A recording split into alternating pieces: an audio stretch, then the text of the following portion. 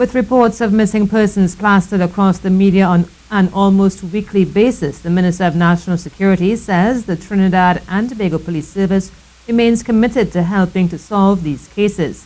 Speaking in the Parliament on Friday afternoon, Minister Edmund Dillon said there is in fact a clear procedure that must be applied by officers when a missing persons report is made. A team of investigators comprising members of the Anti-Kidnapping Unit, members of the Criminal Investigation Department and the Criminal Records Office are dispatched to obtain all relevant information in the circumstances surrounding the disappearance. Information pertinent to issues such as photographs, clothing, last person spoken to, or last person to see the missing persons are in fact investigated. Assistance are also co-opted through the Strategic Services Agency and the Trinidad and Tobago Defense Force as required. He clarified officers are to act immediately on missing persons reports and not wait 24 hours as is often stated. He was then asked if officers followed the procedures in place. The Trinidad and Tobago Police Service will react immediately on the report of a missing person. Sharlene Soomai, the Petersfield Chaguanas woman who was found dead on Thursday a short distance away from her home, was strangled to death. This according to the pathologist at the Forensic Sciences Complex in St. James after an autopsy was conducted on Friday. The Chaguanas mother of a 4-year-old boy was reported missing on Tuesday night after she left her Felicity Chaguanas home, saying she was going to the shop.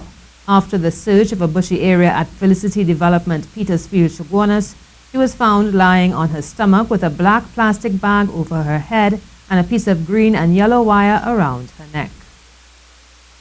Classes are expected to resume at the Chaguanas Government Primary School next Monday.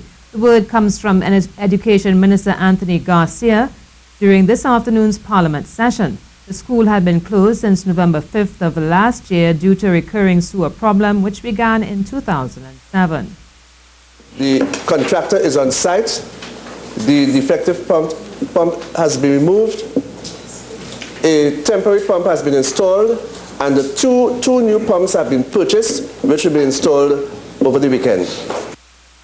Asked if the disruption in classes would affect Standard 5 students who are due to sit SEA in May, this was the minister's response. I cannot climb into the students' minds to say how they perform. That is too difficult for me to answer, Madam Chair. In some football news, Italy goalkeeper Gianluigi Buffon will make the 1,000th appearance of his professional career in Friday's World Cup qualifier against Albania.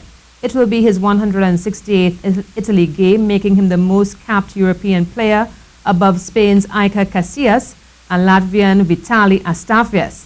He needs another 17 caps to break the 184 appearance world record of former Egypt midfielder Ahmed Hassan. The 39-year-old Juventus captain said, "It's a huge pleasure." Buffon has conceded 799 goals in his 999 games for the club and country so far.